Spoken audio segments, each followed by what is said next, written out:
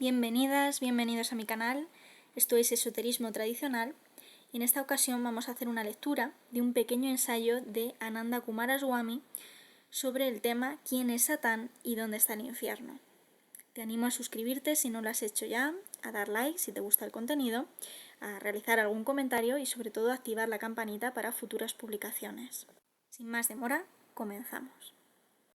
El que comete pecado, ese es del diablo. El hecho de que en nuestros días, que para la mayoría de las personas la religión se ha convertido en un refugio arcaico e impracticable, ya no se toma en serio ni a Dios ni a Satán.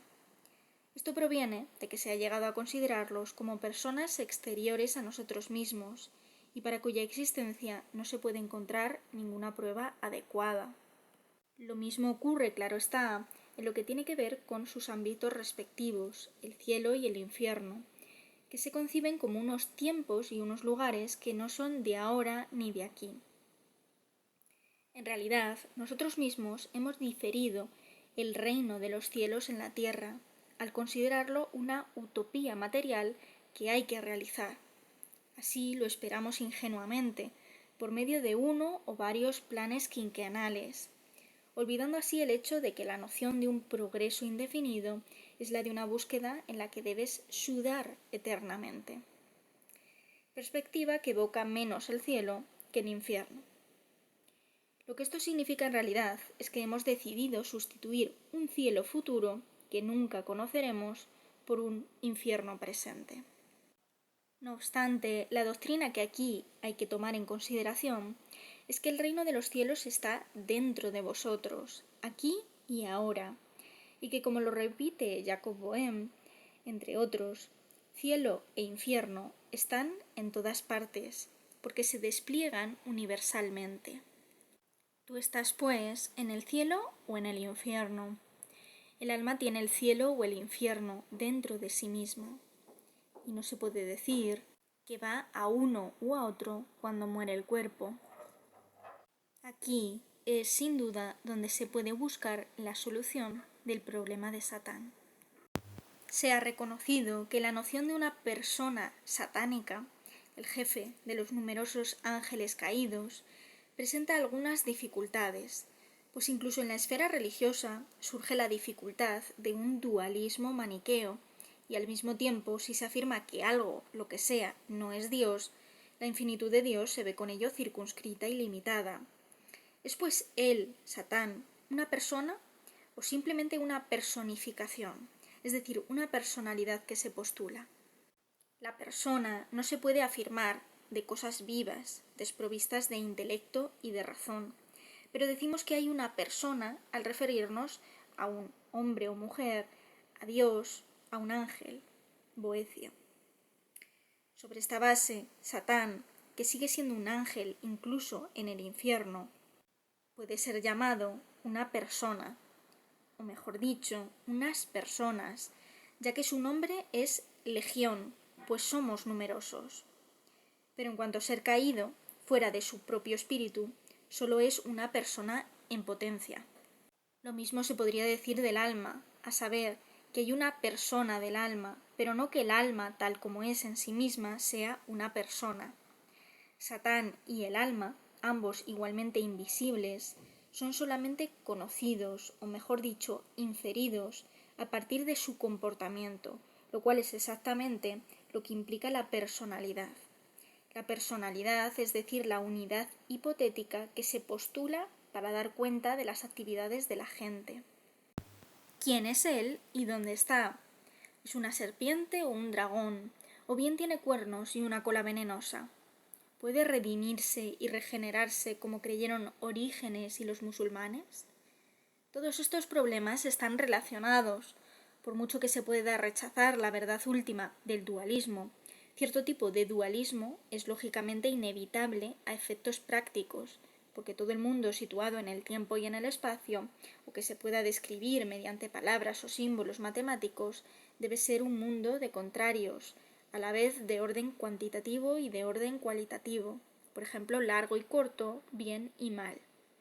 Y aunque pudiera ser de otro modo, un mundo sin estas oposiciones sería un mundo en el que estaría excluida toda posibilidad de elección y de paso de una potencialidad a un acto.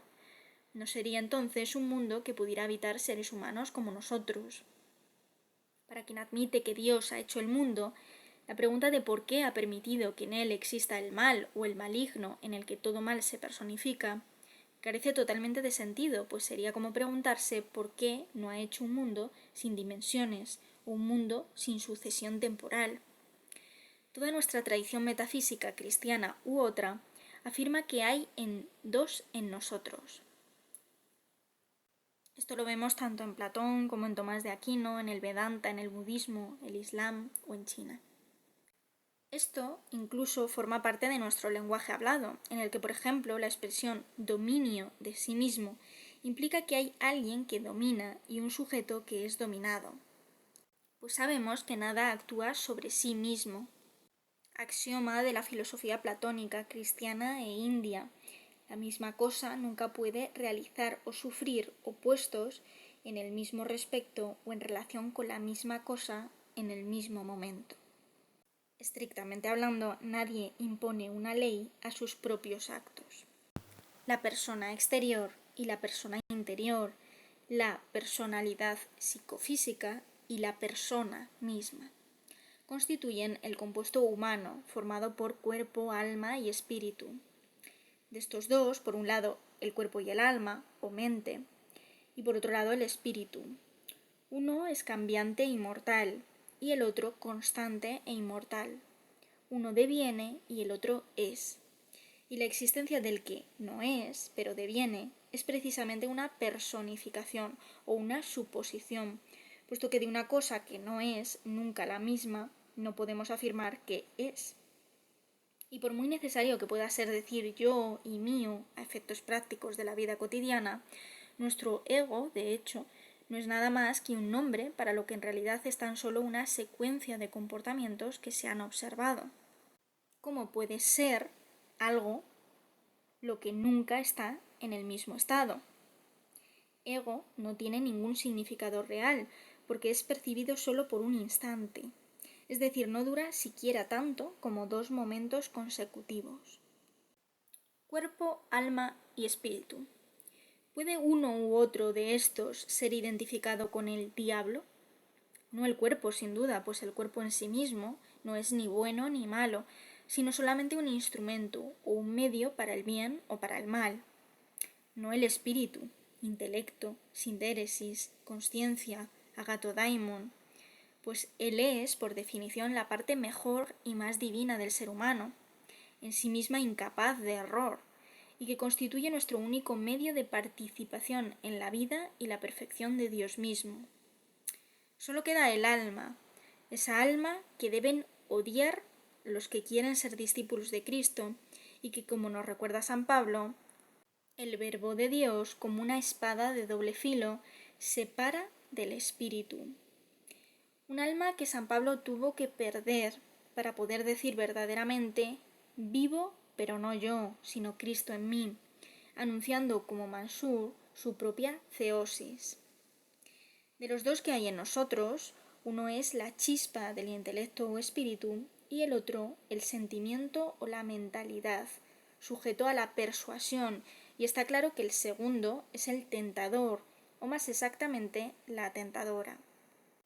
Hay en cada una de nosotros, tanto en este hombre como en esta mujer, un ánima y un animus.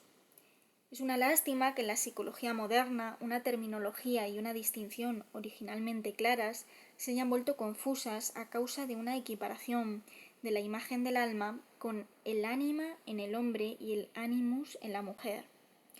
Tradicionalmente, ánima y animus son alma y espíritu, tanto para el hombre como para la mujer. Para evitar toda posibilidad de equívoco a este respecto, hay que insistir en el hecho de que todo esto no tiene absolutamente nada que ver con una supuesta inferioridad de las mujeres o una superioridad de los hombres. En este sentido funcional y psicológico, toda mujer puede ser viril y todo hombre afeminado. En todas las tradiciones, sin exceptuar el budismo, tanto el hombre como la mujer son capaces de combatir por la buena causa. Es bien sabido, en efecto, que la palabra alma, como la palabra sí, es ambigua y que en ciertos contextos puede designar al espíritu, o al alma con mayúsculas del alma con minúsculas, o al sí con mayúsculas del sí con minúsculas. Pero aquí tratamos del alma cambiante en cuanto es distinta del espíritu, y no debemos pasar por alto hasta qué punto esta nefes, el ánima de la que el ser humano y otros animales reciben su nombre, es constantemente menospreciada en la Biblia, igual que la nafs que le corresponde en el Islam. Nunca se nos dice que el alma cambiante sea inmortal de la misma manera eterna en que Dios es inmortal, sino tan solo que es inmortal en cierta manera que le es propia. Si preguntamos de qué modo, dado que el alma está en el tiempo, la respuesta debe ser de una sola manera, a saber, continuando su devenir, pues así siempre puede dejar tras de sí una naturaleza nueva y diferente que tome el lugar de la vieja. Solo de Dios, que es el alma del alma, podemos decir que es inmortal de manera absoluta. Es erróneo llamar inmortal al alma sin hacer la distinción, al igual que sería incorrecto llamar genio a cualquier ser humano. El hombre y la mujer tienen un alma inmortal, del mismo modo que tiene un genio, con mayúscula. Pero el alma solo puede ser inmortal regresando a su fuente, es decir, muriendo para sí misma y viviendo en su sí con mayúscula.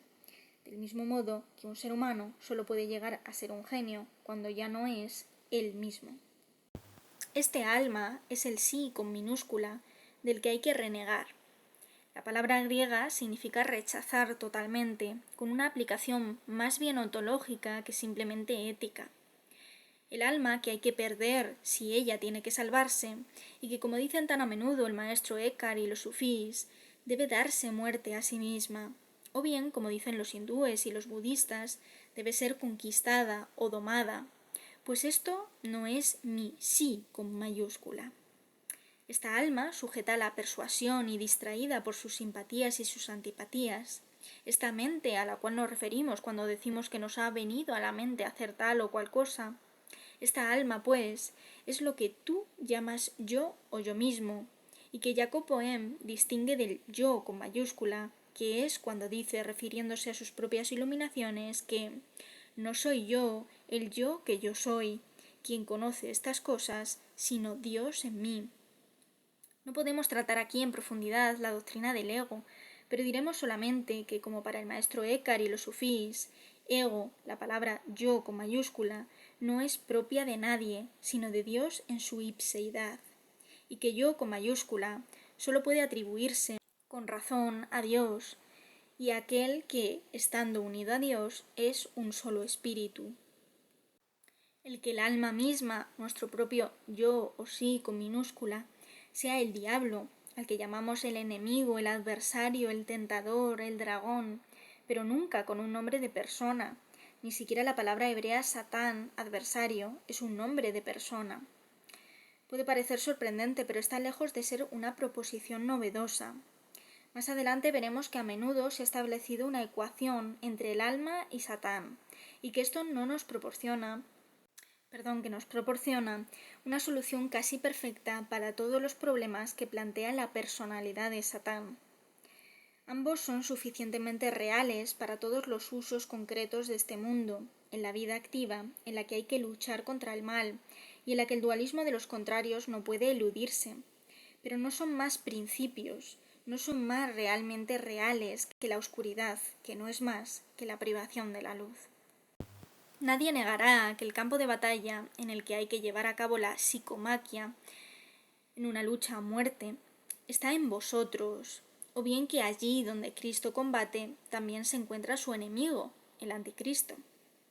Nadie, superstición aparte, pretenderá que las tentaciones de San Antonio, tal como se representan en el arte, puedan considerarse de otro modo que como proyecciones de tensiones internas, de la misma manera que el Guernica de Picasso es el espejo del alma desintegrada de Europa, el infierno de la existencia moderna.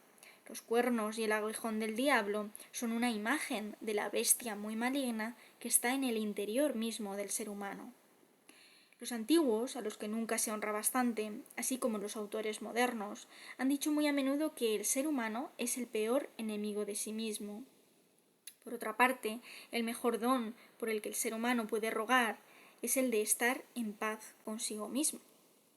Y el que no está en paz consigo mismo nunca podrá estar en paz con nadie, sino que proyectará sus propios desórdenes haciendo del enemigo, por ejemplo, Alemania o Rusia o los judíos, su demonio. ¿De dónde vienen las guerras y las peleas entre vosotros? ¿No vienen de aquello, de vuestras propias pasiones que luchan en vuestros propios miembros? Todo esto ha sido siempre bien conocido por los teólogos, que en sus escritos a menudo se refieren a Satán como el enemigo. Por ejemplo, William Law nos dice: no estás bajo el poder de ningún otro enemigo, no estás sometido a ninguna otra cautividad, y no necesitas ninguna otra liberación que de tu propio yo terrenal. Él es el único asesino de la vida divina en ti, es tu propio Caín que mata a tu propio Abel. La individualidad acentuada de cada uno de nosotros, nuestro yo mismo. Por él accedemos a la madre de las ilusiones, la fuente siempre preñada de las ideas preconcebidas que invalidan casi todos nuestros esfuerzos de comprensión de los demás. El yo es la raíz, el árbol y las ramas de todos los males de nuestro estado caído. Satán, o lo que es lo mismo, la autoexaltación. Este yo natural, plenamente nacido, es el que debe ser extirpado del corazón y totalmente rechazado, o no puede haber ningún discípulo de Cristo. En efecto, si el reino de los cielos está dentro de vosotros, entonces también la guerra en el cielo estará allí, hasta que Satán sea vencido, es decir, hasta que el ser humano, en este hombre o mujer, sea dueño o dueña de sí mismo. Para la teología germánica, es el yo, mí, mío del diablo lo que fue la causa de su caída. Pues el mismo, el yo, el mí y análogos, pertenecen todos al espíritu maligno, y es por eso por lo que es un espíritu maligno. He aquí que una o dos palabras pueden enunciar todo lo que se ha dicho con estas numerosas palabras. Sé simple y enteramente desposeído de ti. Pues en el infierno no hay nada más que la voluntad propia. Y si no hubiera ninguna voluntad propia, no habría diablo ni infierno. También Jacob Boehme nos dice: esta vil egoidad posee el mundo y las cosas del mundo.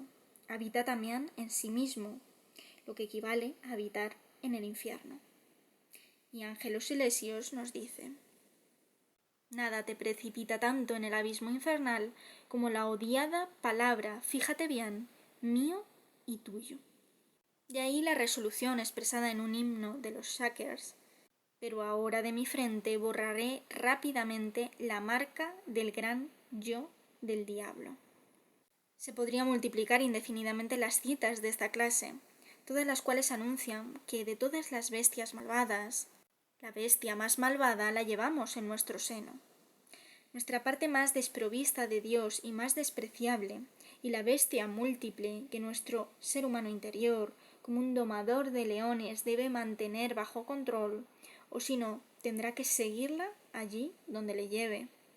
En Platón vemos como el alma entera es comparada a un animal compuesto, como la quimera, Escila o Cerbero. En ciertos aspectos, la esfinge podría haber sido una comparación aún mejor. En todo caso, las partes humanas, Leonina y Ofidia, de estas criaturas, corresponden a las tres partes del alma, en la que la parte humana, en nosotros, o mejor dicho, la parte divina, debería predominar, de lo que Hércules, conduciendo a Cerbero, sería una buena ilustración.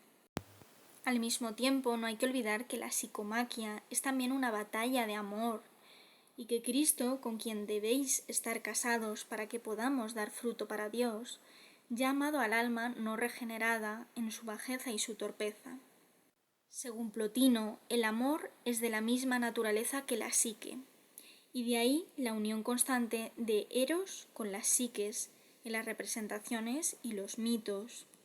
Estas palabras se podrían haber dicho igualmente respecto a la mitad de los cuentos de hadas del mundo, y especialmente de las representaciones y mitos indios de Sri Krishna y las lecheras, pastoras, cuya historicidad niegan con razón los comentaristas indios, y de los que afirman que todas estas cosas suceden en la vida de todos los seres humanos.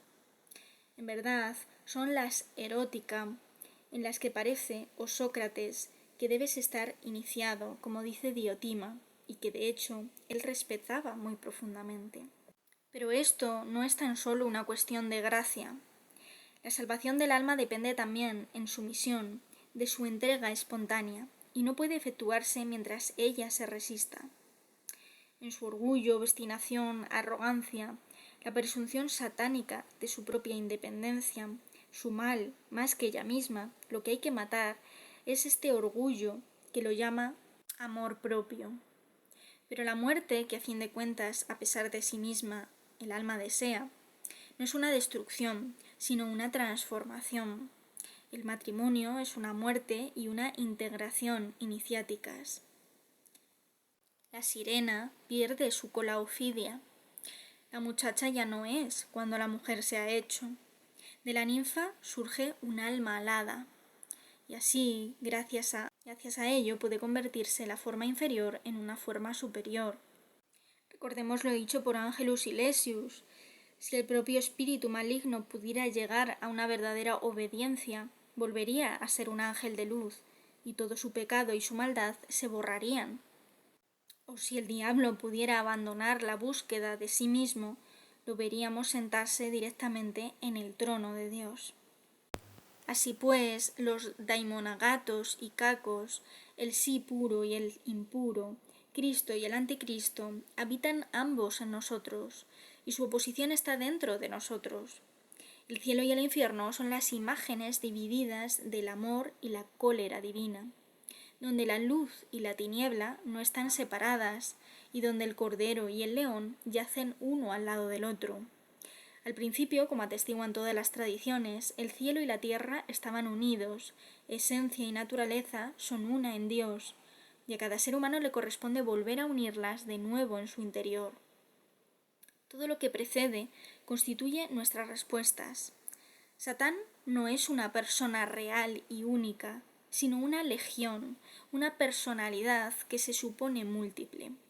Cada una de estas personalidades es capaz de redención, apocatástasis, y puede, si quiere, volver a ser lo que era antes de su caída.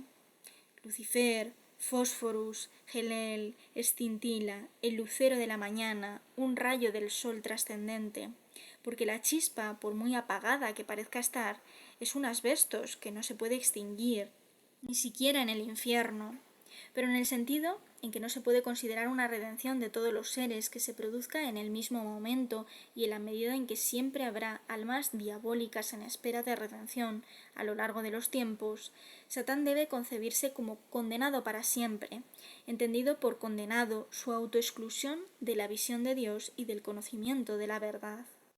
El problema con el que empezamos se ha resuelto en gran parte, pero todavía quedan por realizar las tareas más difíciles de una aniquilación del sí efectiva y de la correlativa realización del sí, a las que apuntan las respuestas y para las cuales la teología constituye tan solo una preparación parcial. Satán y el ego no son realmente unas entidades, sino unos conceptos postulados y válidos solo a efectos presentes, provisionales y prácticos. Se ha dicho a menudo que la astucia más ingeniosa del diablo es persuadirnos de que su existencia es una pura superstición. De hecho, sin embargo, nada puede ser más peligroso que negar su existencia, que es tan real como la nuestra, pero no más. No nos atrevemos a negar a Satán antes de habernos negado a nosotros mismos, como debe hacer todo aquel que quiera seguir a aquel que no dijo ni hizo nada por sí mismo. ¿Qué es el amor? El mar de la no existencia. A quien entra aquí diciendo soy yo, con mayúscula, le golpeó en el rostro. ¿Qué es el amor? Lo sabrás cuando tú seas yo.